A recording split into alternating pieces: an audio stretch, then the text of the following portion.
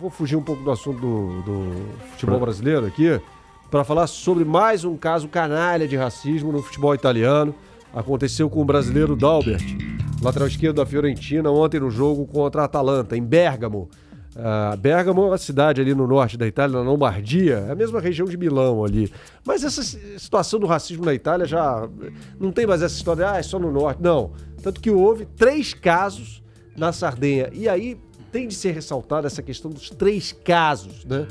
Inclusive ontem, quem está na Itália, para entrega, aliás, do prêmio do melhor do mundo, é o presidente da FIFA, Gianni Infantino, que se manifestou ontem sobre esse caso de racismo. Vale lembrar que o jogo foi paralisado ali por 3 minutos, o locutor do estádio pediu aos torcedores que parassem e eles vaiaram. E dali 3 minutos o jogo recomeçou, né? E aí o presidente da FIFA se pronuncia sobre isso, falando, não, temos de expulsar essa gente do estádio. Ora, quem tem a caneta para tomar alguma providência em relação a isso, que não fique só nas palavras, é justamente o presidente da FIFA. E me parece, isso acontece na Europa inteira, não dá para falar só na Itália, já teve na Espanha, tem no leste europeu, muito inclusive. Muito. Agora, me parece que a solução, porque a FIFA faz campanhas, né? Eu me lembro na Copa de 2006 que cada capitão ali antes dos jogos fazia um discurso ali contra o racismo, fica só nas palavras, ninguém toma nenhuma providência. Não adianta nada, cara. Né? Se o locutor, é pra parecer que tá fazendo alguma coisa. Isso, se o locutor do estádio fala, parem com isso, senão a gente pode ser punido, o torcedor vaia, não são palavras que vão mudar essa situação. Ora, se o presidente da FIFA acha isso ruim, por que não encaneta ali uma nova regra? Fala, é o seguinte, cara, teve caso de racismo, perdeu os pontos. Acabou o jogo, perdeu os pontos, tá bom? Porque palavras não adiantam absolutamente nada contra esses imbecis. E outra, foram 3 minutos, cara. Só 3 minutos. E foi o Dalbert que falou com o árbitro ali. Falou, não, olha aqui, ele até bate boca com alguns torcedores ali, né? Não, eu sou pela situação do Lukaku. Foram 3 vezes da Sardenha, cara. Teve a situação do Lukaku, a gente falou e debateu amplamente esse caso faz 3 semanas. Eu sou pela responsabilização individual, direta de quem cometeu, a não ser... Mais. Não, e responsabilização não é proibido em jogo, não. É cana. Como é que se identifica? Não, então, se não identificar, porque se houver o risco de perder ponto, a não ser que haja identificação, a torcida identifica. Porque você imagina o seguinte, um jogo decisivo, né? Vai lá um gaiato infiltrado e fala, vou fazer esse time perder os pontos, cara. Isso é moleza. E pro futebol o cara faz isso. Mas geralmente isso vem da ala radical do clube. Não, mas eu digo, mas isso... Não teve, aqui no futebol brasileiro mesmo já teve caso de torcedor que acendeu, os caras foram lá, jogou coisa no campo, falaram, eu digo o seguinte, eu digo o seguinte, Romano. Me parece um pensamento... Eu digo o seguinte, você pode ter uma situação em que um cara vai lá pra fazer o time perder ponto. Então o que acontece? Primeiro, o cara gritou, cana, porque aí o cara não vai gritar. Né? Ele vai ser identificado e vai pra cadeia, porque de futebol não vai, tá certo? Se gritar é porque é uma coisa ideológica. E aí, ele vai gritar do mesmo jeito, mas tem de encana. Agora, o problema é que você tem, isso não é lei da FIFA, isso é legislação dos países. Isso. Né? E você tem em alguns países uma tolerância canalha com o racismo que é canalha. Né? Mas é cultural. Cultural é escambau. Não, isso não se justifica de forma nenhuma. Crime nunca é cultural. Não, daqui a pouco vão dizer que o fascismo era cultural, que o nazismo era cultural. Não era. Não era. Ele tornou-se grande parte da população foi engambelada por aquele discurso. Né? Aquele discurso do o nosso problema é aquele ali. Certo? É o judeu. Então o regime mais canalha da história moderna se sustentava num discurso racista. Né? E é incrível como 80 anos depois você tem a reprodução desse troço, a alimentação desse troço, e isso que o Bernardo falou do leste europeu, isso inclusive é um mote de muitos grupos de torcedores. Isso. O racismo é quase que a gente falava outro dia sobre ponto de convergência. Boa parte da torcida do Zenit. Você não trouxe não foi você que leu uma carta querendo justificar? Não, isso aí foi o seguinte, e aí eu queria entrar nessa história, até ia falar sobre isso antes, mas eu esqueci. É bom que você lembrou. Vamos lá, teve uma carta, né, que foi publicada, uma carta aberta pelos torcedores, por parte dos torcedores ali dos organizados, os ultras ali da Inter, meio que passando um pano pra história. Foi o Lukaku que tinha sido vítima de racismo na Sardenha, no jogo contra o Cagliari. A terceira vez que aconteceu no estádio Santa Elia, lá do Cagliari, né? E aí os caras, não leve a mal, essa é uma forma que a gente tem de encher o saco do rival e continuaremos fazendo isso. E quando parte da torcida publica uma carta aberta dessa e a Inter se cala, o buraco é mais embaixo. Né? Porque a Inter poderia emitir uma nota lá, há vários canais para isso, escuta, reprovamos, não sei. Não, a Inter se calou. A direção da Inter, o clube, a instituição se calou perante isso. Então, parece um problema na Itália cada vez mais complicado em relação a isso.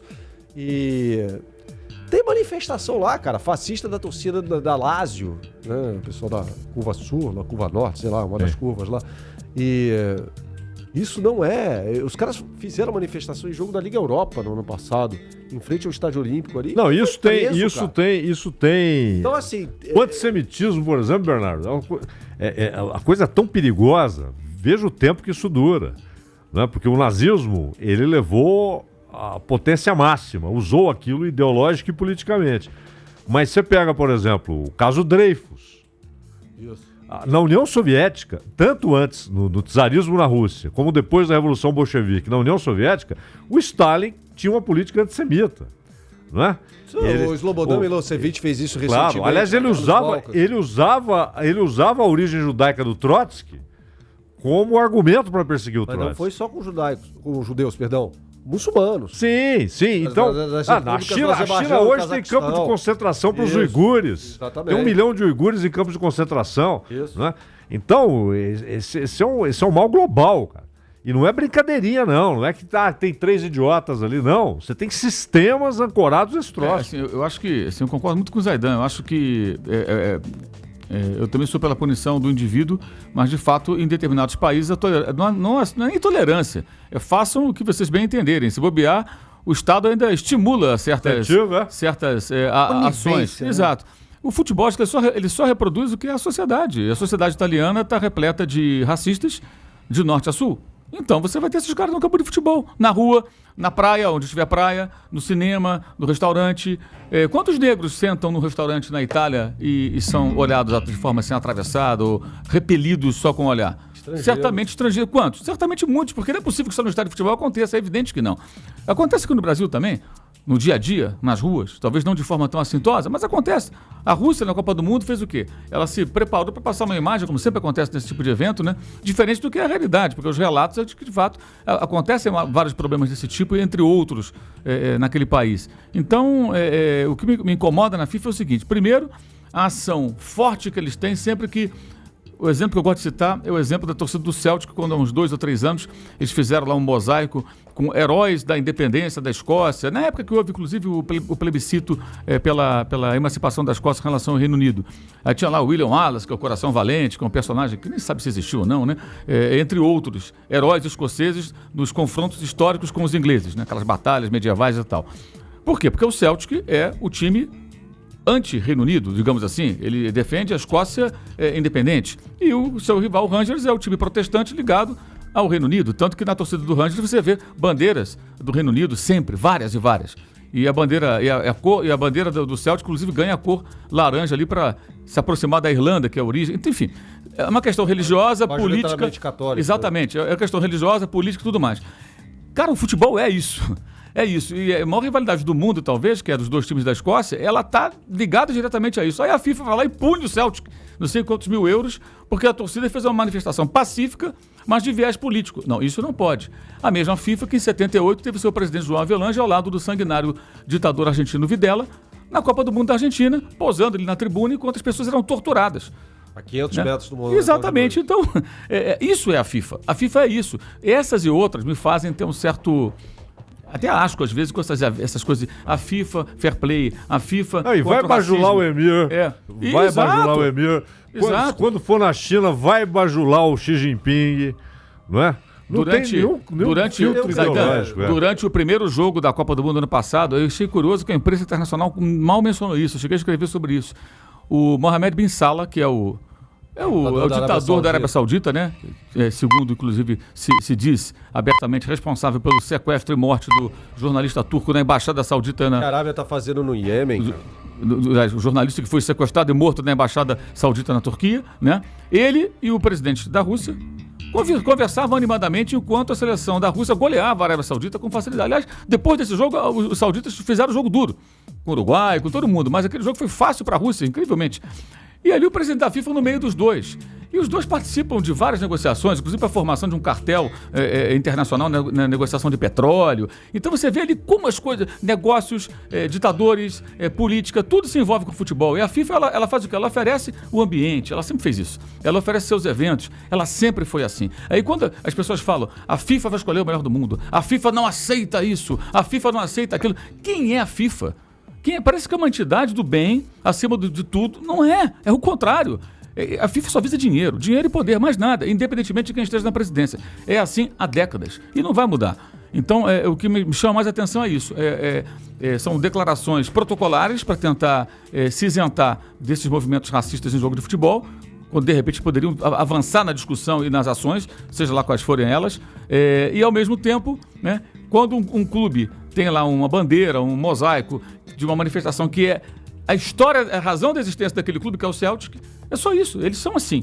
Todo mundo sabe, multa, tantos mil euros, não pode. Futebol e política não se misturam. Aliás, aqui no Brasil já teve bobões falando isso, né? Que futebol e política não se misturam, o que, na minha opinião, faz parte de um movimento de alguns setores pela alienação do cidadão. Então você discursa assim para estimular a alienação.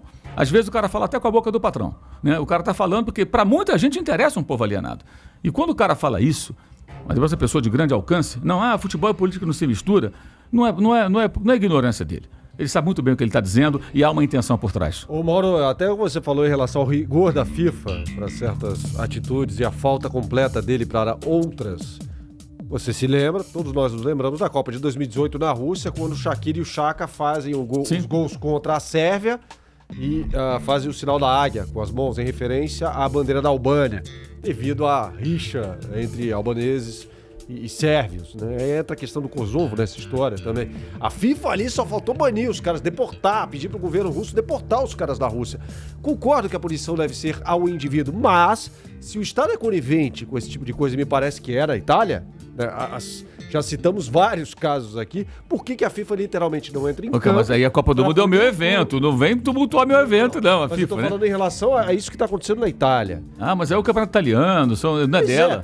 A Copa do Mundo, a Copa do Mundo é meu evento, não me cria confusão aqui, não, por favor. Mas já que o Estado é conivente, por que a FIFA não entra em campo e fala, ó, é o seguinte, amigão, teve manifestação racista, vai perder os pontos do jogo. Por isso que foi divertido pra acabar com isso. Por isso que foi divertido, o Putin pegou o guarda-chuva e deixou todo mundo na chuva. Falou, aqui o guarda-chuva é meu.